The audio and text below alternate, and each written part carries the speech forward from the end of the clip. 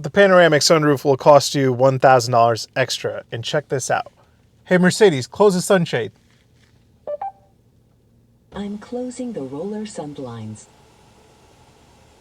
I didn't know they call it roller sun blinds, but learn something new every day.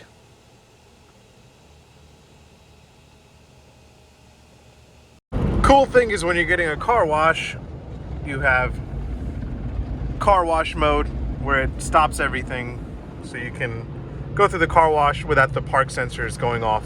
As a part of the premium package, you get a 64 color ambient lighting system. Check this out. Mercedes, change the ambient lighting to blue. Okay, I'm changing the color.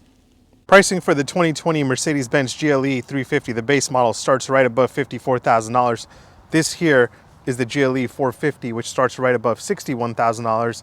As tested here, you're looking at right above $88,000.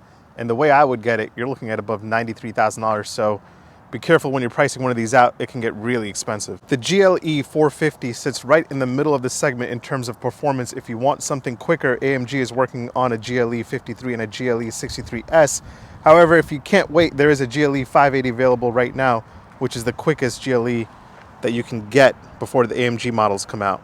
Power comes from a 3-liter inline 6-cylinder turbo engine with EQ boost technology, and that allows for 362 horsepower and 369 pound-feet of torque, and that's mated to a 9-speed automatic transmission. There is no doubt that this segment is loaded with options. The GLE competes with the BMW X5, the Audi Q7, the Lincoln Aviator, the Porsche Cayenne, the Range Rover Sport, Lexus RX. The list goes on and on. Like, there's way too many options in this segment, but the GLE is definitely one of the best and the one that sets the benchmark for the whole segment. Fuel economy comes in at 19 city, 24 highway. I am averaging, after 5 days of driving, 19.4 miles a gallon. Not bad. You have a 22.5 gallon tank capacity here. Absolutely love the design a lot. I used to hate the old GLE and the M-Class. I thought they looked really boring, just like everything else in the segment. But the redesign here on the 2020 model year really stands out. Very elegant, very luxurious. Love the wheels on this model here. And the rear end of this car looks really, really stylish, not just boring like it used to. It doesn't blend in with the rest of the segment with just, you know, another boring midsize SUV design. Here are the headlamps on the 2020 GLE with the indicators on. If you want to upgrade to the exterior lighting package, you'll have to pay an extra $900. But that being said, I love the taillights here. They look really, really stylish. The color here is known as polar white, and along with black, standard black, those are the only two options that don't cost you anything extra. If you want metallic colors, you have to pay $720 extra. And then if you want Designo colors, that will run you over $1,000 a color. There are many wheel choices on the 2020 GLE. The ones seen here are the AMG 21-inch wheels, and they cost about $1,000 extra. Once you get the trunk open, this is how you do it. You have about 80 cubic feet with the second and third rows folded. This has a third row option. That's how you fold it. I got to take out the headrest to do that. But third row, when you get the third row, you don't have much luggage room back here. You also don't have much leg room. So if you want the third row, really, really need it, that's the only time to get it. Otherwise, I'd skip it. This is an amazing place to be. The interior of the 2020 Mercedes-Benz GLE is like a beautiful sanctuary with a perfect balance of luxury, comfort, and tech. You get standard MBUX infotainment system, you get standard heated seats, and Apple CarPlay, and much, much more. The list goes on and on, but you have to be very careful because as you're tacking on options, this thing can get very, very expensive. The 2020 Mercedes-Benz GLE comes with two 12.3-inch displays as standard option. The left one obviously is the gauge cluster display, and I'm going to give you a quick tour because this thing is highly customizable and there are so many options to go through. The gauge cluster display is fully controlled by these buttons on the left side of the steering wheel. The easiest way to explain this is your main screen, and you can circle through options on the left and right dial. But if you want something to be your main focus, press the home button, and then you have the option to pick from driver assist, phone, navigation, trip, radio, and media. So for example, if I want navigation to be my main focus, I can select that and it'll give me options just based around navigation. And then if I want to make it my full screen display, I can do that, and navigation becomes my full screen display. And if that wasn't enough customization for you, you can select through a bunch of design themes for the whole system. So it takes over the gauge cluster display and the infotainment as well. So you have classic here, which is pretty standard, not that exciting. And then you can select, I have to go all the way back. That's kind of annoying. Sport looks like this. And then my favorite happens to be progressive, which looks like that. And then you have understated, which makes everything quite minimalistic. That's pretty dope. It is still amazing to me that this infotainment, MBUX infotainment system is standard with the GLE. So you get two 12.3-inch screens, including the gauge cluster and the navigation, and they're both standard with the car itself. One of my favorite things about the infotainment system are the various ways in which you can control it. So you can just touch the screen. You can use this touchpad here, or you can just use the steering wheel. And if all that's way too much and you're just stressed out about it, you can always just do this. Hey Mercedes, display the map. So yeah, that voice assistant can do a bunch of various things. And if you want to take a closer look at what she's capable of, check out my Mercedes-Benz GLC review. And over there, you'll get to dive deeper into what she's capable of. Now, the easiest way, just like the gauge cluster display, to kind of explain this, because it can be a little overwhelming at first, but once you get the hang of it, it's very easy. You have a couple of main menu options, including phone, navigation, radio, media, comfort, info, Mercedes-Benz apps. Oh, can't say Mercedes-Benz in here because she'll freak out and start activating herself. Settings. And then once you get into each of those menu options, you can change various things. So for example, under comfort, I go here and I could change the color of the ambient lighting, which is a part of the premium package. But yeah, you can control the ambient lighting through there, the brightness of the ambient lighting, seat comfort, media. So you get the gist. Once you get used to all those menu settings, you can dive deeper and adjust anything and everything you can think of. Drive modes can be selected through this toggle over here, and you have the option between individual, sport, comfort, eco, and off-road. Camera game is pretty strong. So as you pop it into reverse, you get a 360 view and a rear view. Then you have rear view, wide angle, 360 with the left and right, front, and front wide angle. So yes, the camera game is extremely strong here. As a part of the $1,850 premium package, you do get a wireless charger, and it's right here. I'm just throwing my case in there, obviously. But yes, as a part of the premium package, you do get a wireless charger. As a part of the premium package, you also get a 64 color ambient lighting system, and it's so bright that you can see it in the daytime. Check this out. Mercedes, change the ambient lighting to blue.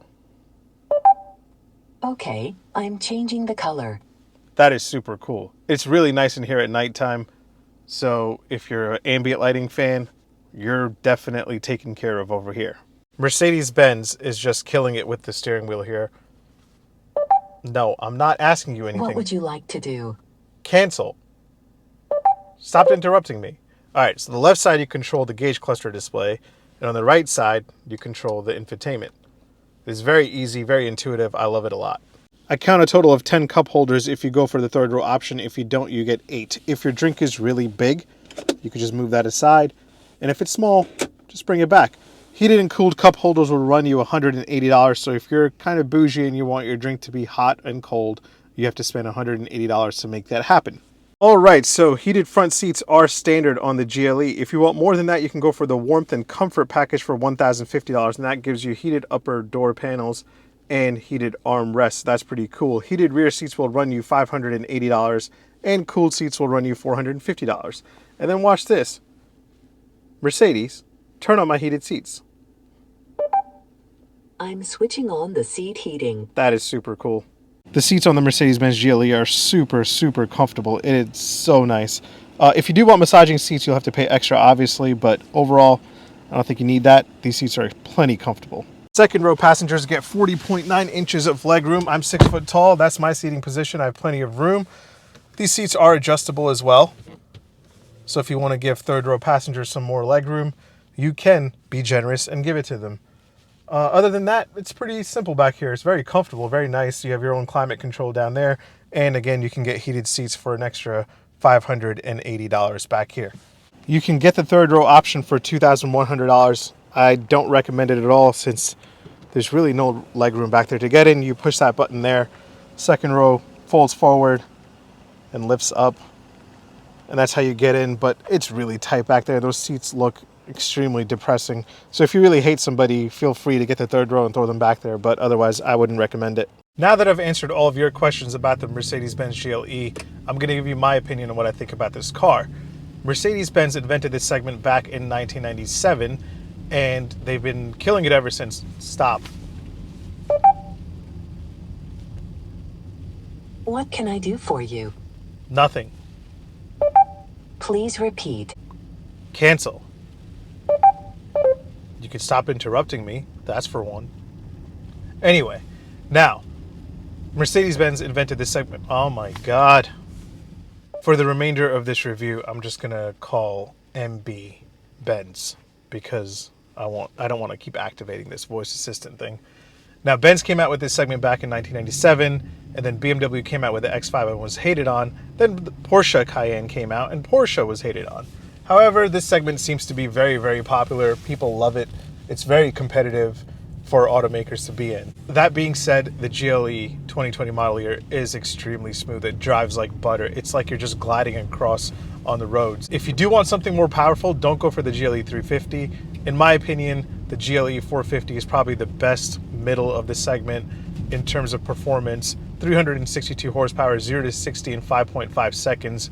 When you pop it in sport mode, it's a lot of fun to drive. If you do want something more powerful, you'll have to wait for the GLE 53 and the GLE 63S, which come out later this year. However, if you can't wait till later this year, there is a GLE 580 powered by a V8 EQ boost technology setup, making 483 horsepower with a 0 to 60 time of 4.9 seconds.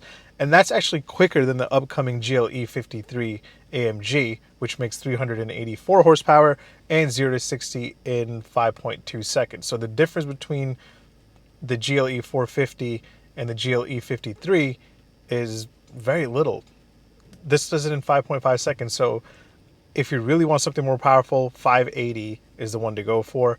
And then you can go for the GLE 63S, which comes out later this year with 603 horsepower and a 0 to 60 time of 3.7 seconds, which I don't know why you'd want to be that fast in an SUV, but if you do, I totally understand.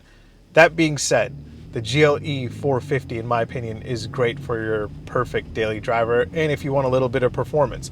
However, be very careful because as you're adding on options and checking those boxes, this thing can get very, very expensive. I built one on Mercedes-Benz's website and I got it to like $93,000 is the way I would want it with the sound system and everything else.